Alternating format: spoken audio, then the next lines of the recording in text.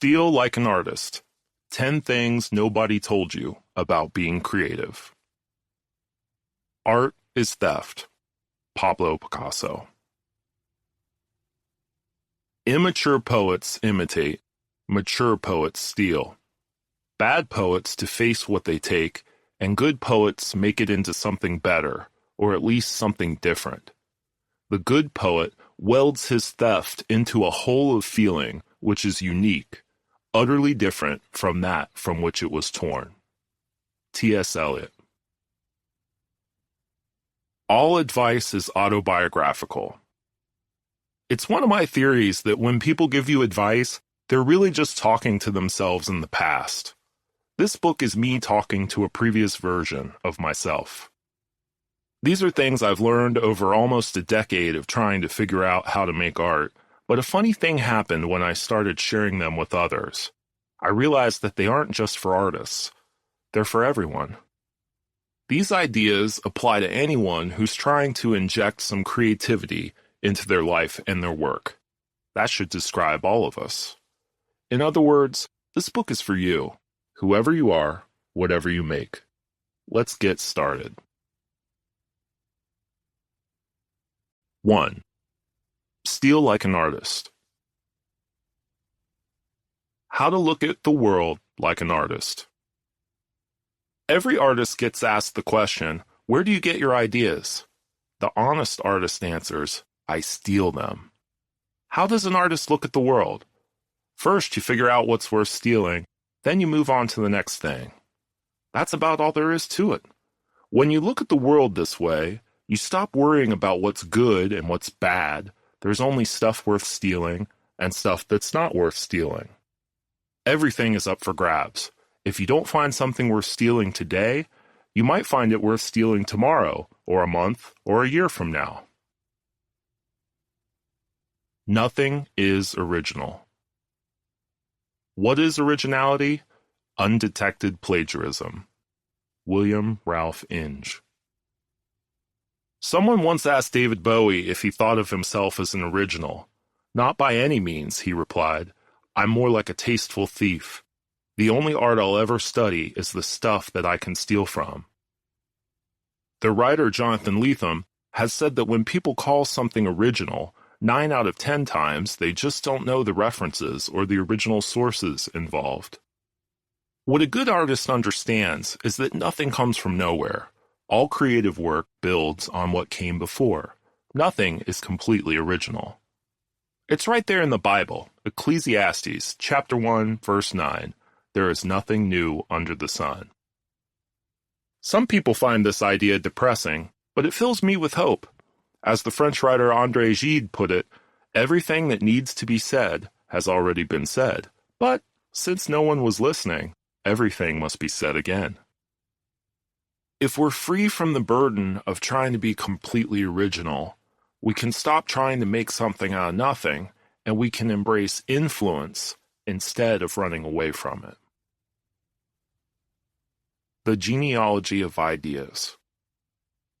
We were kids without fathers, so we found our fathers on wax and on the streets and in history. We got to pick and choose the ancestors who would inspire the world we were going to make for ourselves. Jay-Z. Every new idea is just a mashup or a remix of one or more previous ideas. A good example of this is genetics. You have a mother and you have a father. You possess features from both of them, but the sum of you is bigger than their parts. You're a remix of your mom and dad and all of your ancestors. Just as you have a familial genealogy, you also have a genealogy of ideas. You don't get to pick your family, but you can pick your teachers, and you can pick your friends, and you can pick the music you listen to, and you can pick the books you read, and you can pick the movies you see. You are, in fact, a mashup of what you choose to let into your life. You are the sum of your influences. The German writer Goethe said, "We are shaped and fashioned by what we love." Garbage in, garbage out. The artist is a collector, not a hoarder, mind you, there's a difference. Hoarders collect indiscriminately. Artists collect selectively. They only collect things that they really love. There's an economic theory out there that if you take the incomes of your 5 closest friends and average them, the resulting number will be pretty close to your own income. I think the same is true of our idea incomes. You're only going to be as good as the stuff you surround yourself with. My mom used to say to me, garbage in, garbage out. It used to drive me nuts. But now I know what she meant. Your job is to collect good ideas. The more good ideas you collect, the more you can choose from to be influenced by. Steal from anywhere that resonates with inspiration or fuels your imagination, says the filmmaker Jim Jarmusch. Devour old films, new films, music, books, paintings, photographs, poems, dreams, random conversations, architecture, bridges, street signs, trees, clouds, bodies of water, light, and shadows. Select only things to steal from that speak directly to your soul. If you do this, your work and theft will be authentic. Climb your own family tree. Marcel Duchamp said, "I don't believe in art, I believe in artists." This is actually a pretty good method for studying. If you try to devour the history of your discipline all at once, you'll choke. Instead, chew on one thinker, writer, artist, activist, role model you really love. Study everything there is to know about that thinker. Then find 3 people that thinker loved and find out everything about them. Repeat this as many times as you can. Climb up the tree as far as you can go. Once you climb your own tree, it's time to grow your own branch. Seeing yourself as part of a creative lineage will help you feel less alone as you start making your own stuff. I have pictures of my favorite artists in my studio. They're like friendly ghosts. I can almost feel them pushing me forward as I'm hunched over my desk. The great thing about dead or remote masters is that they can't refuse you as an apprentice. You can learn whatever you want from them. They left their lesson plans in their work. School yourself. Whether I went to school or not, I would always study. Riza. School is one thing. Education is another. The two don't always overlap. Whether you're in school or not, it's always your job to get yourself an education. You have to be curious about the world in which you live. Look things up. Chase down every reference. Go deeper than anybody else. That's how you'll get ahead. Google everything. I mean everything. Google your dreams. Google your problems. Don't ask a question before you Google it. You'll either find the answer or you'll come up with a better question. Always be reading. Go to the library. There's magic in being surrounded by books. Get lost in the stacks. Read bibliographies. It's not the book you start with. It's the book that book leads you to. Collect books even if you don't plan on reading them right away. The unread books in your library are just as important as the ones you've read. Don't worry about doing research. Just search. Save your thefts for later. Carry a notebook and pen with you wherever you go. Get used to pulling it out and jotting down your thoughts and observations. Copy your favorite passages out of books. Record overheard conversations. Doodle when you're on the phone. Go to whatever lengths necessary to make sure you always have paper on you. Artist David Hockney had all the inside pockets of his suit jackets tailored to fit a sketchbook. The musician Arthur Russell liked to wear shirts with 2 front pockets so he could fill them with scraps of score sheets. The painter Georgia O'Keeffe and the writer Jane Jacobs both wore the same kind of dresses made with big pockets for plenty of paper. Keep a swipe file. A swipe file is just what it sounds like, a file to keep track of the stuff you've swiped from others. It can be digital or analog. It doesn't matter what form it takes as long as it works. You can keep a scrapbook and cut and paste things into it, or you can just take pictures of things with your camera phone. See something worth stealing? Put it in the swipe file. Need a little inspiration? Open up the swipe file. Newspaper reporters call this a morgue file. I like that name even better. Your morgue file is where you keep the dead parts that you'll later reanimate in your work. 2. Don't wait until you know who you are to get started. Make things, know thyself. When you first get started, there's usually a big gap between what you are and what you want to be. If I'd waited to know who I was or what I was about before I started being creative, well, I'd still be sitting around trying to figure myself out instead of making things. In my experience, it's in the act of making things and doing our work that we figure out who we are. You're ready. Start making stuff. You might be scared to start. That's natural.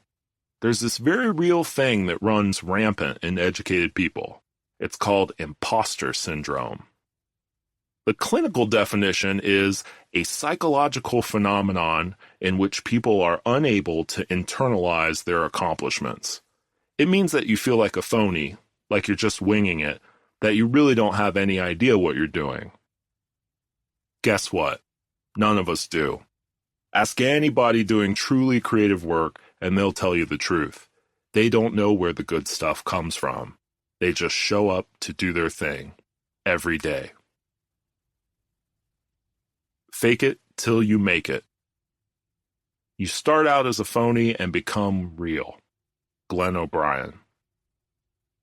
Have you ever heard of dramaturgy? It's a fancy term for something William Shakespeare spelled out in his play As You Like It about 400 years ago. All the world's a stage, and all the men and women merely players. They have their exits and their entrances, and one man in his time plays many parts. Another way to say this? Fake it till you make it. I love this phrase. There are two ways to read it. One, pretend to be something you're not until you are.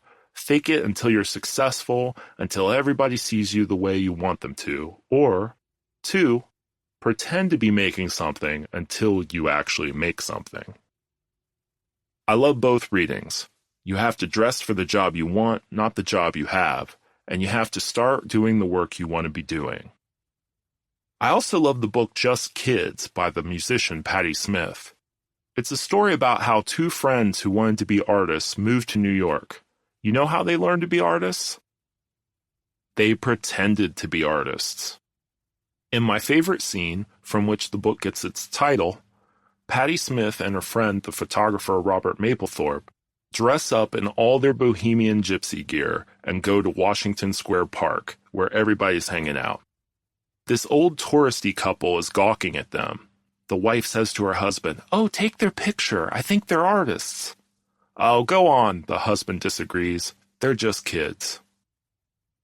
The point is, all the world's a stage. Creative work is a kind of theater. The stage is your studio, your desk, or your workstation. The costume is your outfit, your painting pants, your business suit, or that funny hat that helps you think. The props are your materials, your tools, and your medium. The script is just plain old time. An hour here or an hour there, just time measured out for things to happen. Fake it till you make it. Start copying. Start copying what you love. Copy, copy, copy, copy. At the end of the copy, you will find yourself. Yoji Yamamoto. Nobody is born with a style or a voice. We don't come out of the womb knowing who we are.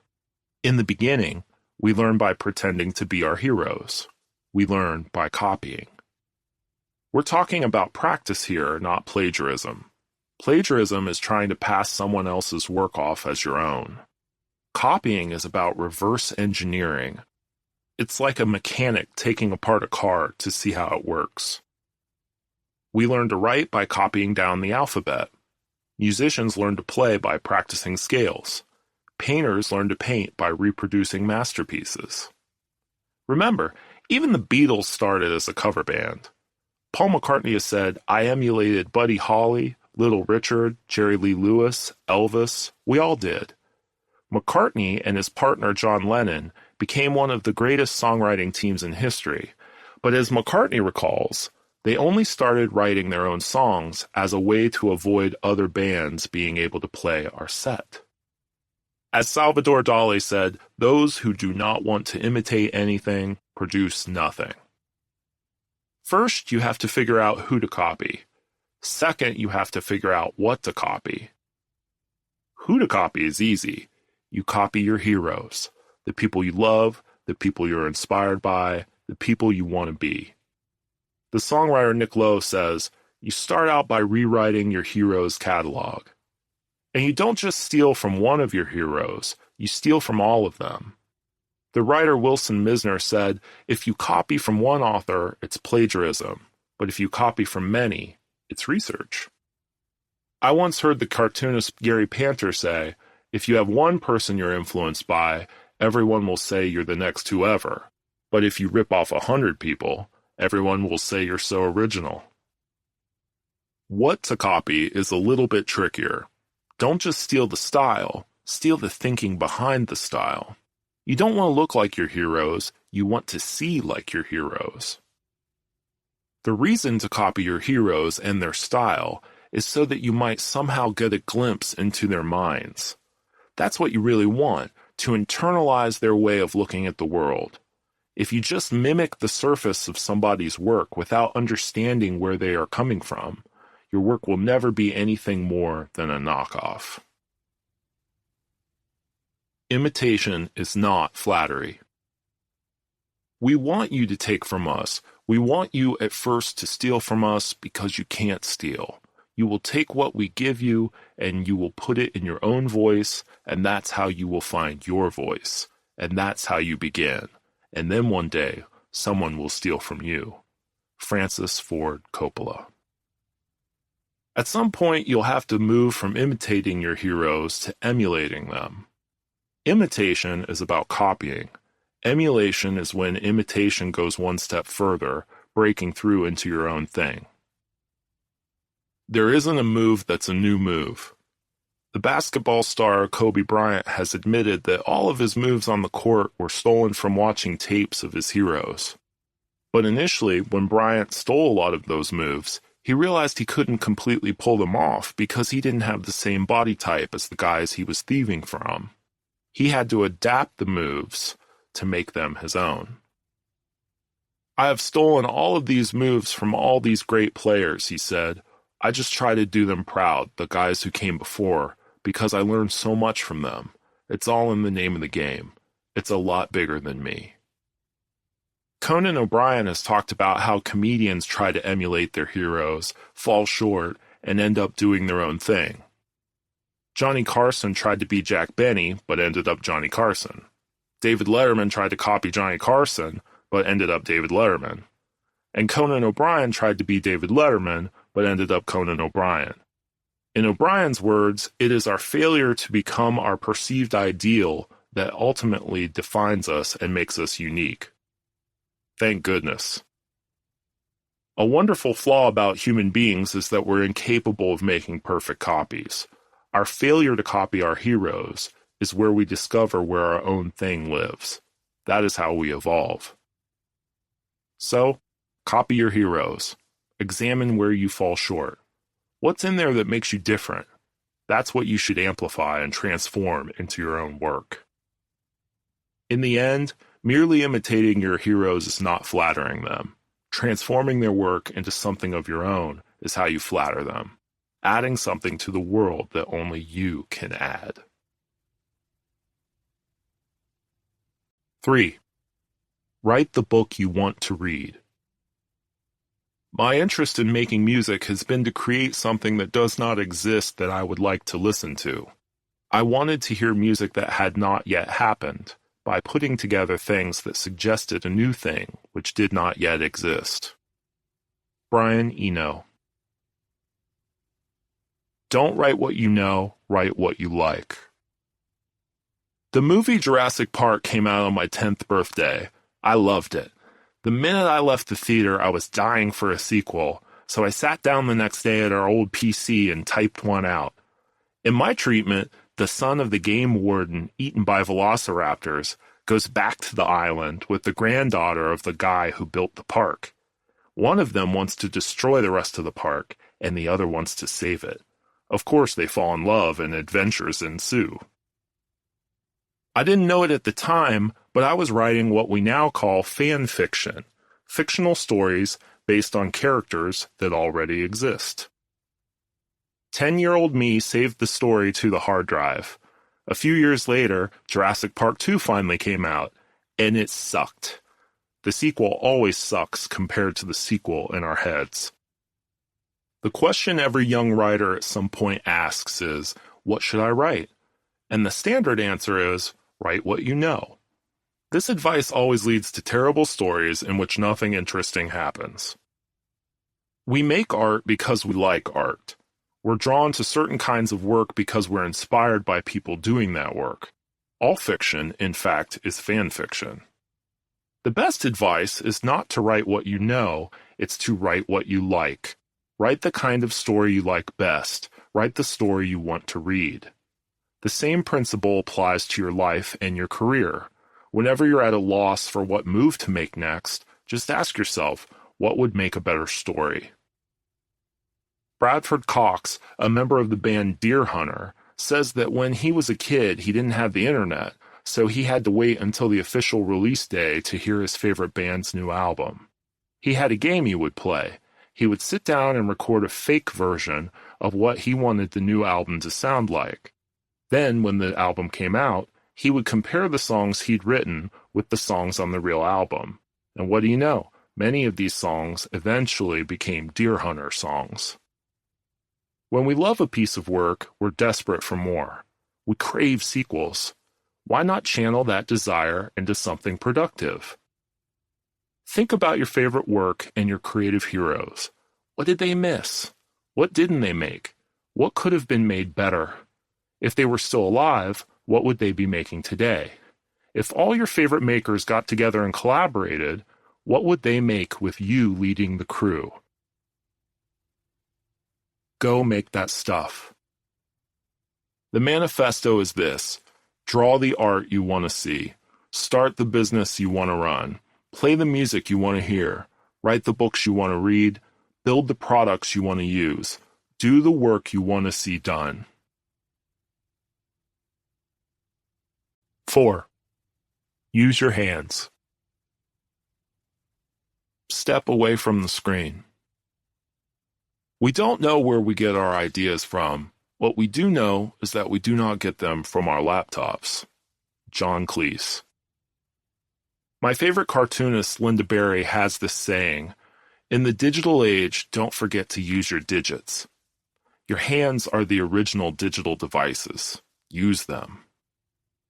While I love my computer, I think computers have robbed us of the feeling that we're actually making things. Instead, we're just typing keys and clicking mouse buttons. This is why so-called knowledge work seems so abstract. The artist Stanley Donwood, who's made all the album artwork for the band Radiohead, says computers are alienating because they put a sheet of glass between you and whatever is happening. You never really get to touch anything that you're doing unless you print it out, Donwood says. Just watch someone at their computer. They're so still, so immobile. You don't need a scientific study, of which there are a few, to tell you that sitting in front of a computer all day is killing you and killing your work. We need to move, to feel like we're making something with our bodies, not just our heads. Work that only comes from the head isn't any good. Watch a great musician play a show. Watch a great leader give a speech. You'll see what I mean. You need to find a way to bring your body into your work. Our nerves aren't a one-way street. Our bodies can tell our brains as much as our brains tell our bodies. You know that phrase, going through the motions? That's what's so great about creative work. If we just start going through the motions, if we strum a guitar or shuffle sticky notes around a conference table or start kneading clay, the motion kickstarts our brain into thinking. When I was in creative writing workshops in college, everything we did had to be double-spaced and in Times New Roman font, and my stuff was just terrible. Writing ceased to be any fun for me. The poet Kay Ryan says, "In the old days, before creative writing programs, a workshop was a place, often a basement, where you sawed or hammered, drilled or planed something." The writer Brian Kitely says he tries to make his workshops true to the original sense of the word, a light, airy room full of tools and raw materials where most of the work is hands-on. It wasn't until I started bringing analog tools back into my process that making things became fun again and my work started to improve. For my first book, Newspaper Blackout, I tried to make the process as hands-on as possible. Each poem in that book was made with a newspaper article and a permanent marker. The process engaged most of my senses, the feel of newsprint in my hands, the sight of words disappearing under my lines, the faint squeak of the marker tip, the smell of the marker fumes. There was a kind of magic happening. When I was making the poems, it didn't feel like work. It felt like play. The computer is really good for editing your ideas, and it's really good for getting your ideas ready for publishing out into the world, but it's not really good for generating ideas. There are too many opportunities to hit the delete key. The computer brings out the uptight perfectionist in us. We start editing ideas before we have them. The cartoonist Tom Gauld says he stays away from the computer until he's done most of the thinking for his strips, because once the computer is involved, things are on an inevitable path to being finished, whereas in my sketchbook, the possibilities are endless. When it came time to sequence Newspaper Blackout, I scanned all the pieces into a computer and printed them out on little quarter sheets of paper. Then I pushed the sheets of paper all over my office, rearranging them into piles and then a stack, the order of which I copied back onto the computer. That's how the book was made, hands first, then computer, then hands, then computer, a kind of analog to digital loop.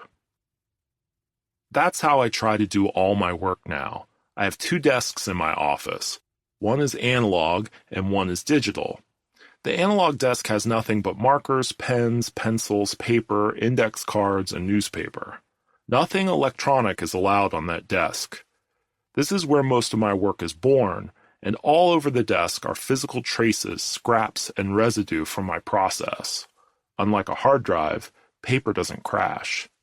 The digital desk has my laptop, my monitor, my scanner, and my drawing tablet.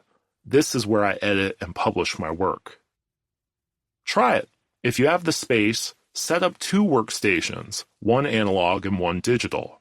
For your analog station, keep out anything electronic. Take $10, go to the school supply aisle of your local store, and pick up some paper, pens, and sticky notes. When you get back to your analog station, pretend it's craft time. Scribble on paper, cut it up, and tape the pieces back together. Stand up while you're working. Pin things on the walls and look for patterns. Spread things around your space and sort through them. Once you start getting your ideas, then you can move over to your digital station and use the computer to help you execute and publish them. When you start to lose steam, head back to the analog station and play. 5. Side projects and hobbies are important. Practice productive procrastination. The work you do while you procrastinate is probably the work you should be doing for the rest of your life. Jessica Hish. One thing I've learned in my career, it's the side projects that really take off. By side projects, I mean the stuff that you thought was just messing around. Stuff that's just play. That's actually the good stuff. That's when the magic happens. I think it's good to have a lot of projects going at once so you can bounce between them. When you get sick of one project, move over to another, and when you're sick of that one, move back to the project you left. Practice productive procrastination. Take time to be bored. One time I heard a coworker say, "When I get busy, I get stupid." Ain't that the truth? Creative people need time to just sit around and do nothing. I get some of my best ideas when I'm bored, which is why I never take my shirts to the cleaners. I love ironing my shirts. It's so boring I almost always get good ideas. If you're out of ideas, wash the dishes. Take a really long walk. Stare at a spot on the wall for as long as you can. As the artist Myra Kalman says, avoiding work is the way to focus my mind. Take time to mess around, get lost, wander. You never know where it's going to lead you. Don't throw any of yourself away. You can't connect the dots looking forward. You can only connect them looking backwards. Steve Jobs. If you have 2 or 3 real passions, don't feel like you have to pick and choose between them. Don't discard. Keep all your passions in your life. This is something I learned from the playwright Stephen Tomlinson. Tomlinson suggests that if you love different things, you just keep spending time with them. Let them talk to each other. Something will begin to happen. The thing is, you can cut off a couple passions and only focus on one, but after a while, you'll start to feel phantom limb pain. I spent my teenage years obsessed with songwriting and playing in bands, but then I decided I needed to just focus on writing, so I spent half a decade hardly playing any music at all. The phantom limb pain got worse and worse. About a year ago, I started playing in a band again. Now I'm starting to feel whole. And the crazy thing is, rather than music taking away from my writing, I find it interacting with my writing and making it better. I can tell that new synapses in my brain are firing, and new connections are being made. About half the people I work with are musicians. This is not uncommon in Austin, Texas. And they're not all creatives either. A lot of them are account executives, developers, and the like.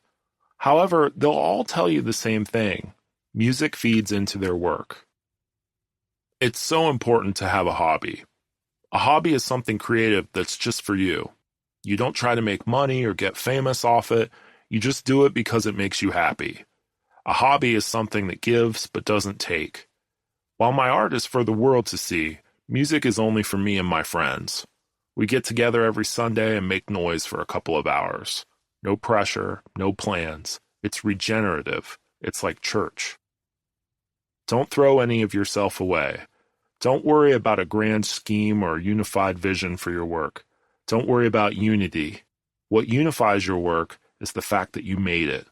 One day, you'll look back and it will all make sense. 6. The secret. Do good work and share it with people. Don't worry about people stealing your ideas. If your ideas are any good, you'll have to ram them down people's throats. Howard Aiken. In the beginning, obscurity is good.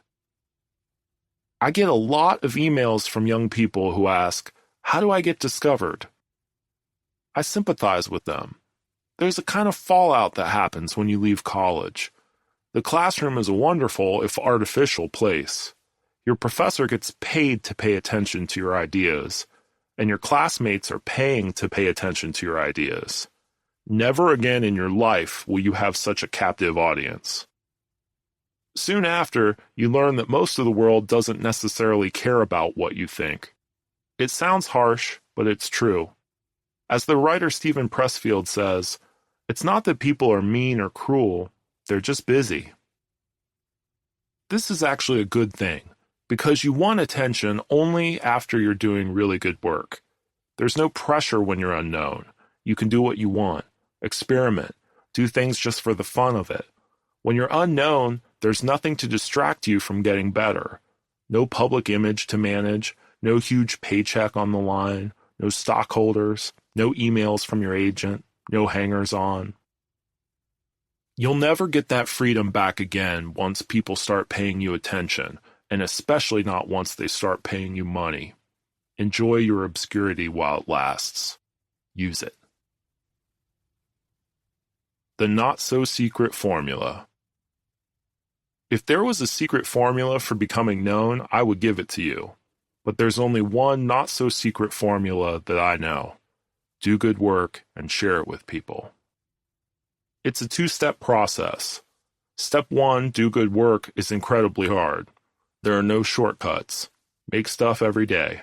Know you're going to suck for a while. Fail. Get better. Step 2, share it with people. was really hard up until about 10 years ago or so. Now it's very simple. Put your stuff on the internet. I tell people this, and then they ask me, what's the secret of the internet? Step 1, wonder at something. Step 2, invite others to wonder with you. You should wonder at the things nobody else is wondering about. If everybody's wondering about apples, go wonder about oranges. The more open you are about sharing your passions, the closer people will feel to your work. Artists aren't magicians. There's no penalty for revealing your secrets. Believe it or not, I get a lot of inspiration from people like Bob Ross and Martha Stewart. Remember Bob Ross, the painter on PBS with the fro and the happy little trees? Bob Ross taught people how to paint. He gave his secrets away. Martha Stewart teaches you how to make your house and your life awesome. She gives her secrets away. People love it when you give your secrets away, and sometimes, if you're smart about it, they'll reward you by buying the things you're selling. When you open up your process and invite people in, you learn. I've learned so much from the folks who submit poems to my newspaper blackout site. I find a lot of things to steal, too. It benefits me as much as it does them. You don't put yourself online only because you have something to say. You can put yourself online to find something to say. The internet can be more than just a resting place to publish your finished ideas. It can also be an incubator for ideas that aren't fully formed, a birthing center for developing work that you haven't started yet. A lot of artists worry that being online will cause them to make less work, but I found that having a presence online is a kick in the pants. Most websites and blogs are set up to show posts in reverse chronological order. The latest post is the first post that visitors see, so you're only as good as your last post. This keeps you on your toes, keeps you thinking about what you can post next. Having a container can inspire us to fill it. Whenever I've become lost over the years, I just look at my website and ask myself, what can I fill this with? Learn some code, figure out how to make a website, figure out blogging, figure out Twitter and social media and all that other stuff. Find people on the internet who love the same things as you and connect with them. Share things with them. You don't have to share everything. In fact, sometimes it's much better if you don't. Show just a little bit of what you're working on. Share a sketch or a doodle or a snippet. Share a little glimpse of your process. Think about what you have to share that could be of some value to people. Share a handy tip you've discovered while working, or a link to an interesting article. Mention a good book you're reading. If you're worried about giving your secrets away, you can share your dots without connecting them. It's your finger that has to hit the publish button. You have control over what you share and how much you reveal. 7. Geography is no longer our master. Build your own world. I grew up in the middle of a cornfield in southern Ohio. When I was a kid, all I wanted to do was get someplace where something was happening. Now I live in Austin, Texas, a pretty hip place. Tons of artists and creative types everywhere. And you know what? I'd say that 90% of my mentors and peers don't live in Austin, Texas. They live everywhere. I know them from the internet. Which is to say, most of my thinking and conversation and art-related fellowship is online. Instead of a geographical art scene, I have Twitter buddies and RSS feeds. You don't have to live anywhere other than the place you are to start connecting with the world you want to be in. If you feel stuck somewhere, if you're too young or too old or too broke, or if you're somehow tied down to a place, take heart. There's a community of people out there you can connect with. In the meantime, if you're not into the world you live in, you can build your own world around you. Now would be a good time to put on your headphones and cue up the Beach Boys song, In My Room. Surround yourself with books and objects that you love. Tape things up on the wall. Create your own world. Franz Kafka wrote, "It isn't necessary that you leave home. Sit at your desk and listen. Don't even listen, just wait. Don't wait, be still and alone. The whole world will offer itself to you." and Kafka was born a century before the internet. All you need is a little space and a little time, a place to work and some time to do it, a little self-imposed solitude and temporary captivity. If your living situation doesn't allow for that, sometimes you can find solitude and captivity in the wild. When I was a kid, my mom used to drag me to the mall. Before she did any shopping, she took me to the bookstore and bought me any book I wanted.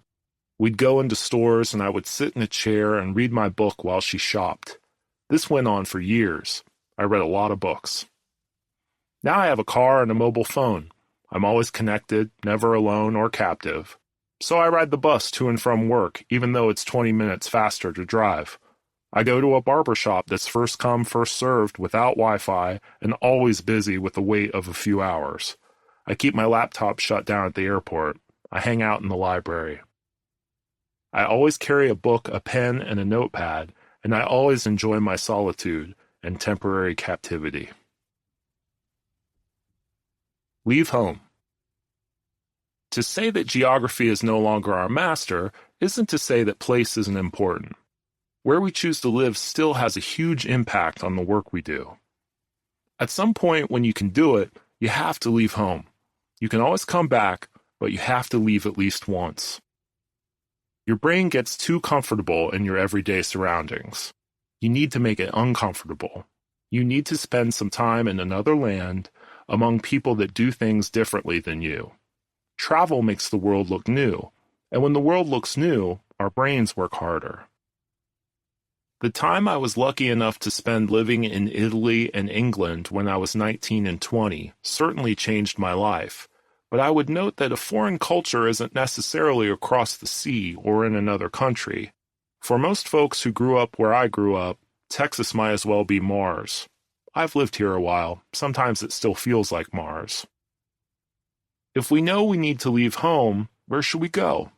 Where should we choose to live? There's a bunch of different factors to consider. All of them depend on your own tastes. Personally, I think bad weather leads to better art. You don't want to go outside, so you stay inside and work. When I lived in Cleveland, I got a lot of work done in the brutal months of winter. Down here in Texas, I get all my work done in the wicked hot summers. The Cleveland winter and the Texas summer last about the same length of time, half a year. It helps to live around interesting people, and not necessarily people who do what you do. I feel a little incestuous when I hang out with only writers and artists, so I enjoy the many filmmakers, musicians, and tech geeks who live in Austin. Oh, and food. The food should be good. You have to find a place that feeds you, creatively, socially, spiritually, and literally. Even if you set up a new home, you need to leave it now and then, and at some point, you might need to just move on. The good news is that nowadays, a lot of your peers are right where you left them, on the internet. 8. Be nice. The world is a small town. Make friends, ignore enemies. There's only one rule I know of. You've got to be kind. Kurt Vonnegut. There's only one reason I'm here. I'm here to make friends. The golden rule is even more golden in our hyper-connected world. An important lesson to learn. If you talk about someone on the internet, they will find out. Everybody has a Google alert on their name. The best way to vanquish your enemies on the internet? Ignore them. The best way to make friends on the internet? Say nice things about them. Stand next to the talent. The only mofos in my circle are people that I can learn from. Questlove. Remember garbage in, garbage out? You're only going to be as good as the people you surround yourself with. In the digital space, that means following the best people online, the people who are way smarter and better than you, the people who are doing the really interesting work. Pay attention to what they're talking about, what they're doing, what they're linking to. Harold Ramis, the actor and director most famous to people of my generation for his role as Egon in the movie Ghostbusters, once laid out his rule for success. Find the most talented person in the room, and if it's not you, go stand next to him. Hang out with him. Try to be helpful. Ramus was lucky. The most talented person in the room was his friend, Bill Murray. If you ever find that you're the most talented person in the room, you need to find another room. Quit picking fights and go make something. Complain about the way other people make software by making software. Andre Torres. You're going to see a lot of stupid stuff out there, and you're going to feel like you need to correct it. One time I was up late on my laptop, and my wife yelled at me, "Quit picking fights on Twitter and go make something." She was right, but anger is one of my favorite creative resources. Henry Rollins has said he is both angry and curious, and that's what keeps him moving.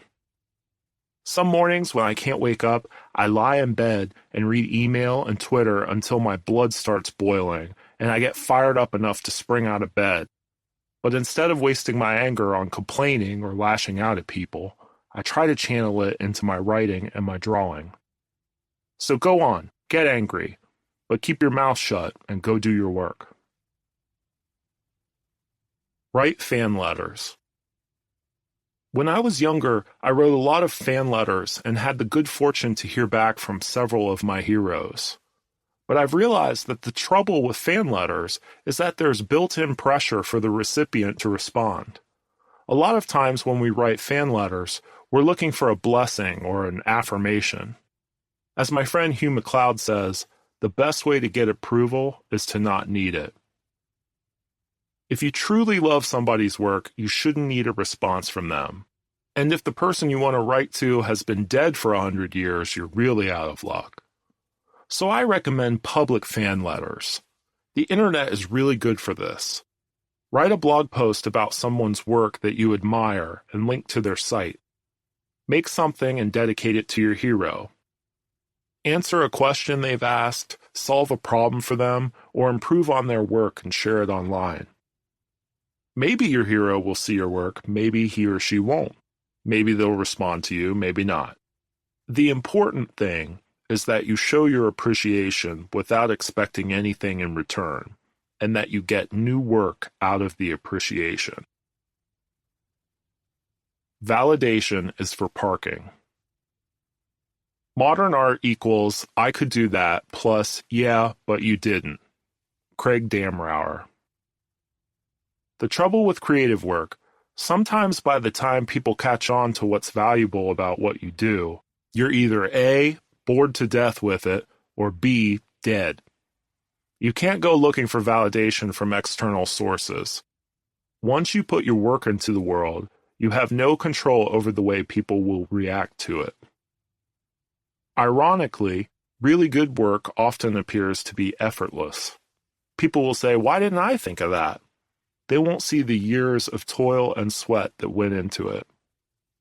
Not everybody will get it. People will misinterpret you and what you do. They might even call you names. So get comfortable with being misunderstood, disparaged, or ignored. The trick is to be too busy doing your work to care. Keep a praise file. Life is a lonely business, often filled with discouragement and rejection. Yes, validation is for parking, but it's still a tremendous boost when people say nice things about our work. Occasionally, I have the good fortune to have something take off online, and for a week or two I'll be swimming in tweets and nice emails from people discovering my work. It's pretty wonderful and disorienting, and a major high. But I always know that high will taper off, and a few weeks down the road, I will have a dark day when I want to quit, when I wonder why the heck I even bother with this stuff. That's why I put every really nice email I get in a special folder. Nasty emails get deleted immediately. When those dark days roll around and I need a boost, I open that folder and read through a couple emails. Then I get back to work. Try it. Instead of keeping a rejection file, keep a praise file. Use it sparingly. Don't get lost in past glory, but keep it around for when you need the lift. 9. Be boring. It's the only way to get work done. Be regular and orderly in your life so that you may be violent and original in your work. Gustave Flaubert. Take care of yourself. I'm a boring guy with a 9-to-5 job who lives in a quiet neighborhood with his wife and his dog. That whole romantic image of the creative genius doing drugs and running around and sleeping with everyone is played out. It's for the superhuman and the people who want to die young. The thing is, it takes a lot of energy to be creative. You don't have that energy if you waste it on other stuff. It's best to assume that you'll be alive for a while. It's for this reason that Patti Smith tells young artists to go to the dentist. Eat breakfast, do some push-ups, go for long walks, get plenty of sleep. Neil Young sang it's better to burn out than to fade away. I say it's better to burn slow and see your grandkids. Stay out of debt. Most people I know hate to think about money. Do yourself a favor. Learn about money as soon as you can. My grandpa used to tell my dad, "Son, it's not the money you make, it's the money you hold on to. Make yourself a budget. Live within your means. Pack your lunch. Pinch pennies. Save as much as you can. Get the education you need for as cheap as you can get it." The art of holding on to money is all about saying no to consumer culture. Saying no to takeout, $4 lattes, and that shiny new computer when the old one still works fine. Keep your day job. The truth is that even if you're lucky enough to make a living off doing what you truly love, it will probably take you a while to get to that point. Until then, you'll need a day job. A day job gives you money, a connection to the world, and a routine. Freedom from financial stress also means freedom in your art. As photographer Bill Cunningham says, if you don't take money, they can't tell you what to do. A day job puts you in the path of other human beings. Learn from them, steal from them. I've tried to take jobs where I can learn things that I can use in my work later. My library job taught me how to do research, my web design job taught me how to build websites, and my copywriting job taught me how to sell things with words. The worst thing a day job does is take time away from you, but it makes up for that by giving you a daily routine in which you can schedule a regular time for your creative pursuits. Establishing and keeping a routine can be even more important than having a lot of time. Inertia is the death of creativity. You have to stay in the groove. When you get out of the groove, you start to dread the work because you know it's going to suck for a while. It's going to suck until you can get back into the flow. The solution is really simple. Figure out what time you can carve out, what time you can steal, and stick to your routine. Do the work every day, no matter what. No holidays, no sick days. Don't stop. What you'll probably find is that the corollary to Parkinson's law is usually true. Work gets done in the time available. Nobody's saying it's going to be fun. A lot of times it will feel as if you're living a double life. The poet Philip Larkin said the best thing to do is to try to be utterly schizoid about it all, using each personality as a refuge from the other. The trick is to find a day job that pays decently, doesn't make you want to vomit, and leaves you with enough energy to make things in your spare time. Good day jobs aren't necessarily easy to find, but they're out there. Get yourself a calendar.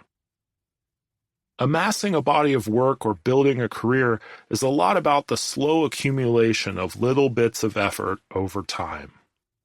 Writing a page each day doesn't seem like much, but do it for 365 days and you have enough to fill a novel. One successful client pitch is a small victory, but a few dozen of them can get you a promotion. A calendar helps you plan work, gives you concrete goals, and keeps you on track. The comedian Jerry Seinfeld has a calendar method that helps him stick to his daily joke writing. He suggests that you get a wall calendar that shows you the whole year. Then you break your work into daily chunks. Each day when you're finished with your work, make a big fat X in the day's box. Every day, instead of just getting work done, your goal is to just fill a box. After a few days, you'll have a chain, Seinfeld says. Just keep at it, and the chain will grow longer every day. You'll like seeing that chain, especially when you get a few weeks under your belt. Your only job next is to not break the chain. Get a calendar. Fill the boxes. Don't break the chain. Keep a logbook. If you ask yourself what's the best thing that happened today, it actually forces a certain kind of cheerful retrospection that pulls up from the recent past things to write about that you wouldn't otherwise think about. If you ask yourself what happened today, it's very likely that you're going to remember the worst thing because you've had to deal with it. You've had to rush somewhere or somebody said something mean to you. That's what you're going to remember. But if you ask what the best thing is, it's going to be some particular slant of light or some wonderful expression somebody had or some particularly delicious salad. Nicholson Baker.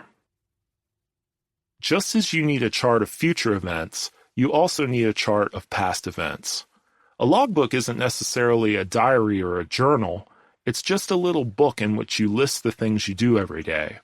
What project you worked on, where you went to lunch, what movie you saw. It's much easier than keeping a detailed diary, and you'd be amazed at how helpful having a daily record like this can be, especially over several years. The small details will help you remember the big details. In the old days, a logbook was a place for sailors to keep track of how far they'd traveled, and that's exactly what you're doing, keeping track of how far your ship has sailed. Marry well. Who you marry is the most important decision you'll ever make. And marry well doesn't just mean your life partner. It also means who you do business with, who you befriend, who you choose to be around.